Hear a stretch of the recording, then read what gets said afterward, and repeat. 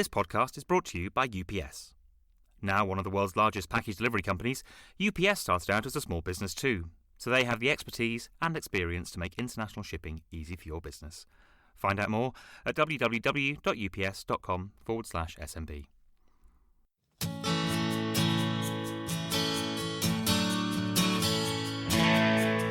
Hello and welcome to Small Business Snippets, the podcast from smallbusiness.co.uk. I'm your host, Anna Jordan. Today we have Carina Lepore, entrepreneur and the latest winner of the Apprentice back in 2019. She's considered the most successful candidate of all time, winning 9 out of 10 challenges and never appearing in the bottom 2. Before she went on the show, Carina joined her dad to start a coffee shop business after his previous bakery burned down. Now, Dough Artisan Bakehouse has 2 branches in London and has plans to take on Greggs. We'll be talking about the law of attraction and starting a business in an unfamiliar field. Hi, Carina. How are you doing? Hi, I'm good. You okay? Yeah, I'm doing well, thanks. Doing well. Enjoying this lovely heat wave after the thunderstorms yesterday. I got caught in that. I was like, Me I never too. rain, I never walk anywhere. And I was like, oh, it's awful. Oh, I know. And you think, oh, it's just going to be sun shower, and then it just What was that? doesn't stop. I know. It was awful. Okay, so the first thing I want to ask you is a bit about before you joined your dad's bakery business. So you had your first business when you were 18. Tell us a bit more about that. Yes. So I left school, left sixth form, and then decided I had been working throughout at a small high street shop, I suppose. Yeah. And I was really just sort of interested in the ways he ran the business. So I would start to sort of, at a very young age, 14, 15, I'd start to, ask the right questions, just try and get involved with merchandising and his sort of little takings book and where he would get his stock from, and just started to want to know more about the ways the business worked, really. So because I had that sort of keen interest and drive at such a young age, I then left. We've been talking about all day today because it's obviously A-level result day, and we've been talking, and the main thing I just keep thinking and saying is, when you get them results, you just think, oh my God, it's the be all or end all, is my life, is this making or breaking my life? And I remember that as well. And I remember I didn't get great grades, no, but I still had that entrepreneurial drive. So I was going to do something with that. So that was more my route. So I then went and opened up a shop and did a shop, car boots, and a market, Wimbledon market. That was like what I would do. So I would buy my stock, like what Lord Sugar says, and now I can sort of say it to him, smell what sells, and I would pick, top sellers and just bung them in all my shops or wherever I had. And that was me, really. It was bold, it was brave, it was different. But just something I wanted to do. So I was just really excited by it, and really enjoyed it. Great stuff. So what was your first business then? Was that, because I believe you had a fashion store? Yeah, it was a shop called Faze, F-A-Z-E, and it was it was a phase actually, because it was didn't last too long. It was more of I wanted to do it, this is what I was going to do. It was sort of what you would call now, I suppose, clothes that you see on Pretty Little Thing and Boohoo, just sort of fashion clothes for young people. I also started to sell. So there was a craze, this is what I mean, trends, spotting trends is so key for any business person. And I started to notice people would I don't know if you know, you're going to be like, what a weirdo. People used to wear designer teeth, like gold teeth. And I remember, yeah. The American fashion started to come in. So I was like, I'm going to source grills and sell them. And at the time I was so excited. I had this famous rapper come in. And I was like, oh my God, I'm like this. But that's what it's same now. So 16 years on, it's the same sort of thing. You smell what sells, you spot a trend, you get a few influencers to put your stuff up. And that's how sort of the world is working. So if you think you've got a great idea, and I keep touching on it, and it's my thing today, is I've really learned a lot about different routes coming out of school for A-level students, really. I've learned loads about the qualification that AAT offer. So it's an accountancy firm, and they offer this sort of apprenticeship in accountancy, which if I had, so imagine that, I just keep thinking about it now, imagine if I'd had that running alongside me sort of working and, you know, whatever it be, whether I was at M&S or Vibe at the time, but I would have had that in the bag as well. So it would have just made me feel even more confident, because I would have actually known a bit about real numbers back then, you know. So, and knowing your numbers in business is just so key, so crucial. I've learned loads from Lord Sugar. He could just whip numbers up like this, whereas, you know, someone like me, it takes a lot more. But if I'd had, for example, that qualification with AAT, it would have been, I'll be on his level. Yeah, absolutely. And I guess you've been learning as you're going along, and your dad will have had his own experience and his own business savvy. So when you decided to pair up to start the bakehouse, how did you sort of weave your vision with his and potentially his business partner as well? I mean, what kind of challenges did you have there, especially as a family member, somebody who's quite fragile at the time, I would have thought? Yeah, it was, it's been like a roller coaster, and this is, I'm even talking pre-pandemic, that's a whole different roller coaster. So I think he just sort of allowed me to run with everything, every element I just would run with. And I don't know whether he just found this new sort of confidence in me as a sort of woman, maybe as a grown-up woman. When I was 18, he was telling me, oh, what a silly mistake, you know, go and get a job. Whereas now I was taking an even bigger risk. I was leaving a secure job at M&S with a good salary to then risk us taking barely any takings, you know, just to do something risky, but also as a passion of his and mine. And that's what I really wanted to. I saw it as an opportunity. He was going through such a dark time, and I've never seen him go for anything like that in my life. So I did take it as an opportunity for me to sort of help him for once in our lives and give him back. And it's worked really well, because his sort of, he's got this creative flair. I mean, he can't talk, he can't relay any, you know, if he was here now, oh, bless him. But he's got this creative flair, and anything to do with products and recipes, and his sort of personality just comes out in all his products, and it's so fun, and that's what customers love. But yeah, the business side definitely needed to take a different, sort of more of a structured route, and that's where I think I've helped him. Such a huge part of that route has been appearing on The Apprentice, and I understand that you watched the previous series before you went on. What were you hoping? What were you kind of? Oh, some of them. Sorry. What? Were all of them. All of them. Yeah. So what were you looking for, and what did it teach you before you went on? Oh my God, that show. It is like that and MasterChef, but I can't really, you know, I'm not a chef. So it was going to be one of them. And I just loved The Apprentice, everything about it. I don't know what it is. I don't know if it's the challenges, the teamness, the Lord Sugar, the scary element, the sort of adrenaline rush. I don't know. But watching it, I used to always think, you know, one of them shows where you think, oh, I could have done that, or I would have made that. And it's the sort of making the ideas. I just love everything about the show.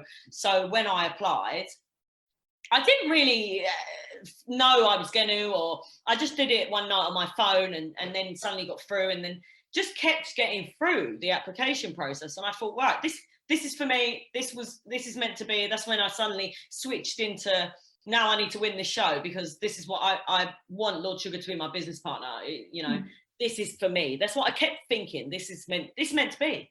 It's written. Yeah. That's all I kept thinking. And then actually getting on there, getting the call that they want you in the house, it's just so surreal. Yeah. But the best feeling, what an experience. I loved everything about it. Just out of interest, how many steps of the process, the application process, are there?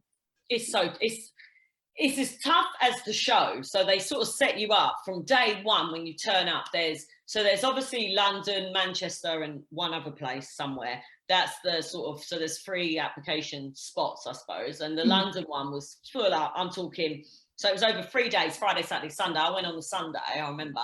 I turned up and there was like suits everywhere. It was like full of like Wolf on Wall Street type people. That's what I call them. It was like everyone was boardroom ready with their briefcases, and there was a couple of me's, you know, like more down-to-earthy people, but we was the minority 100%. And I immediately thought, oh my God, I just rocked up. And then what they do is you sort of, it's very tough, and you learn straight away from that first task. They give you a number, I can't remember what I was. I think I was 7. And then you stand up in groups of 10 or 20 or whatever, and you stand up on the line and you have to talk for 30 seconds. Just talk. And they call your number 7, talk. And it's like, from the anything. About anything. And some people tried to be funny. Some people would go with the whole, this is what I do. And then it was a bit X Factor style. They'd call your number. Half of you would go one way, half the other. And that's how the process was. You kept moving up levels. And the more I started to move up, I was like, oh, I must be doing something right. Because I'm not going down the lifts, I'm going up. So you keep going up. And then I remember sneaking off. It got to 10 p.m. And it's exactly how the show is. You know, the days are long. It's so vigorous, and they want to literally hone out the best people for this show that they keep you there. And I remember ringing my sister, like, it's a school night. You're going to have to put my, like, Lucas to bed because I'm still here. I didn't know what was happening. They could have kept me the whole night. But yeah, and then you get to, then the next set is like practice tasks, and it's just so hard. It's the most challenging. I had to write a manifesto. I didn't know what that was. I was like, what is this?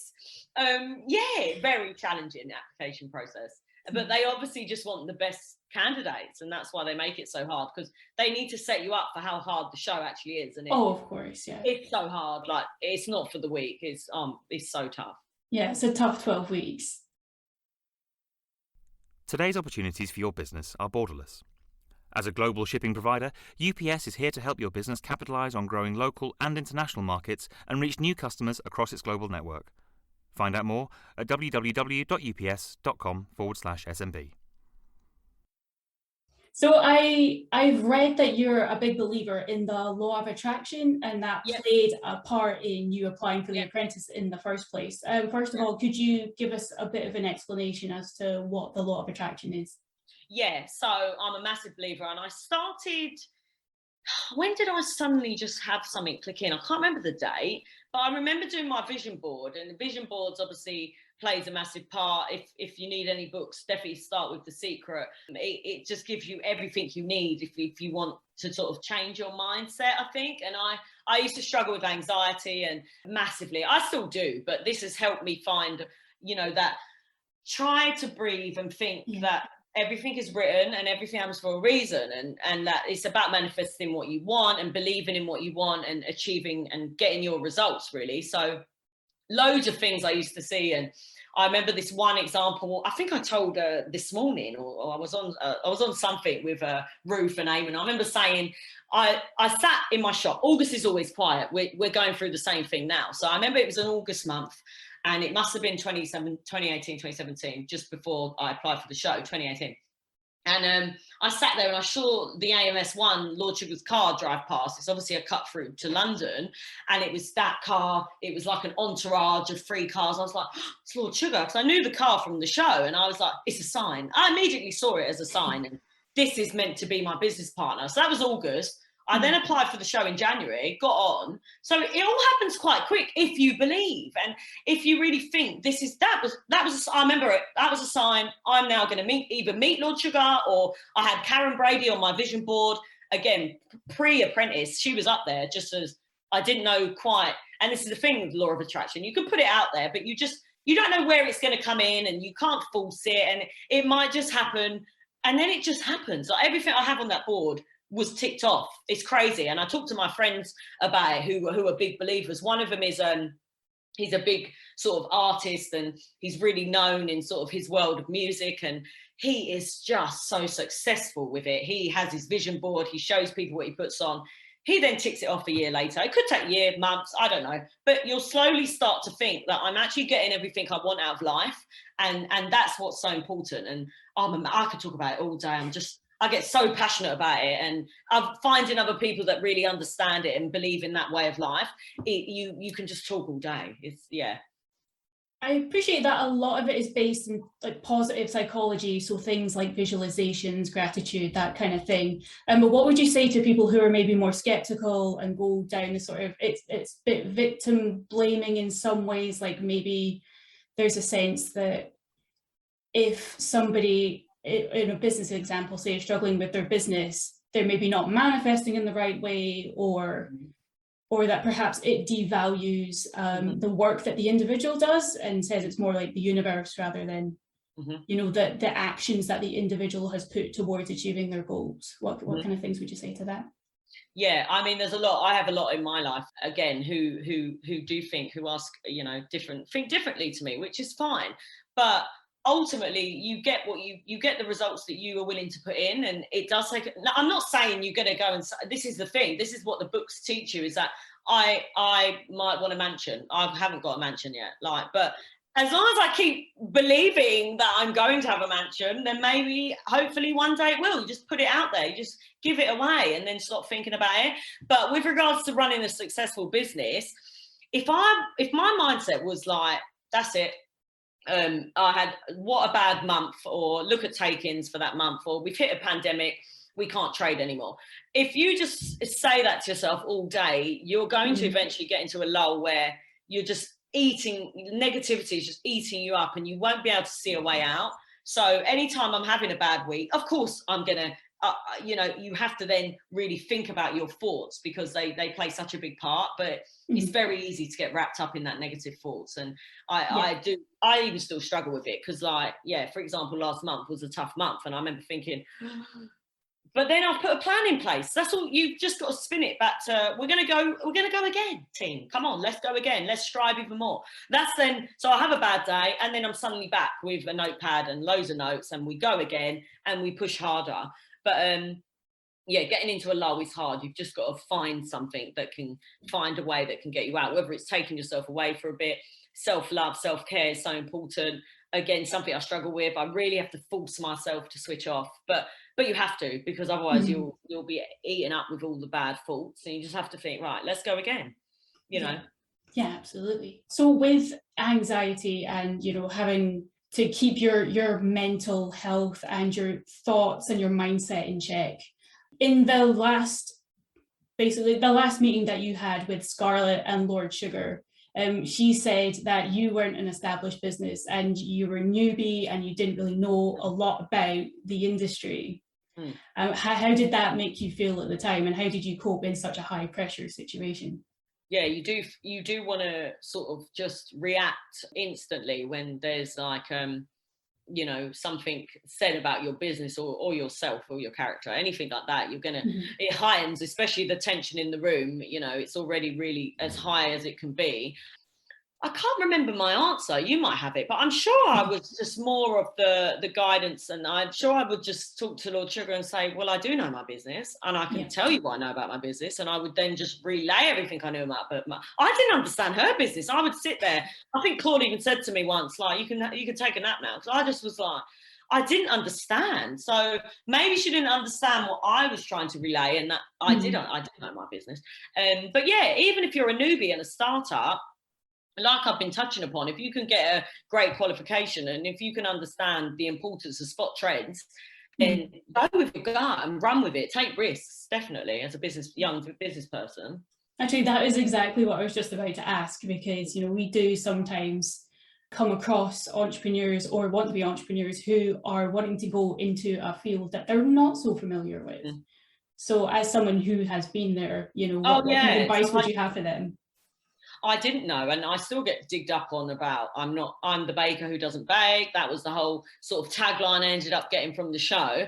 But I didn't sort of let it deter me or let it put me off. And in them interviews that we do with Claude and the scary interviewers, it was so scary, and they would just pick me up on the fact that, how can you know your business if you don't know your business, sort of thing. And I was like, well, my argument was, you can be a club owner, you can be a restaurateur, you know, a hotelier. It doesn't mean that I'm going to be the chef of the restaurant or the bar man, and I'm going to know every cocktail, every recipe.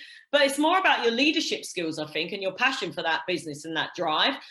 I love everything about the bakery. I love bread. I love seeing them make it. Doesn't mean I'm suddenly going to muck in and make it, but I love the process. I love everything about it. And that's where my passion sort of shines through.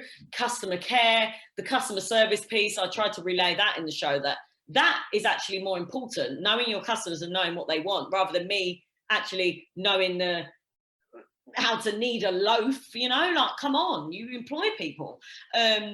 to do certain skills. You don't have to have everything. That was my argument for the show. So any young people out there who just have a passion for something, obviously learn about it and know your business, because that is very important. But you don't actually have to be the chef or whatever, for example. Yeah. And looping right back to the start, for people who have got their A-levels today and they maybe didn't get the grades that they expected, they maybe want to go down the entrepreneurial route. What would you say? Do it. Yeah, I would say my top tips would be, so I've learned a lot myself about the qualification that AAT are offering. So I'm just going to throw out the link. So anyone that can, just because they might just all be thinking, what is this she's talking about? Basically, it's an accountancy firm and it's an accountancy apprenticeship. So, sorry, I didn't want that to annoy you. So the link for that is aat.org.uk/123. And the 123 sort of steers on the fact that knowing your numbers is just so key. So if you didn't get the grade you want and you know in your heart uni isn't for you, then definitely explore other routes. Explore this route from AAT, see if it's for you. If you've got ideas about business, just make sure you've got a notepad, keep everything jotted down. This is what I want to do. Keep learning, keep networking, get all the knowledge you need, reach out to people. Some people will get back to you and give you your sort of tips and advice in the field you want to go into. So yeah, that's my sort of key points. Great. Well, I mean, that seems like a very good place to end. So thank you for coming on the podcast, Carina. Thank you. Thanks for having me. Thank you. Of course. You can find out more about Dough Artisan Bakehouse at doughbakehouse.co.uk. You can also visit smallbusiness.co.uk for more articles on starting your own business. Remember to like us on Facebook at Small Business Experts, follow us on Twitter at Small Business UK, all lowercase, and subscribe to our YouTube channel, linked in the description. Until next time, thank you for listening.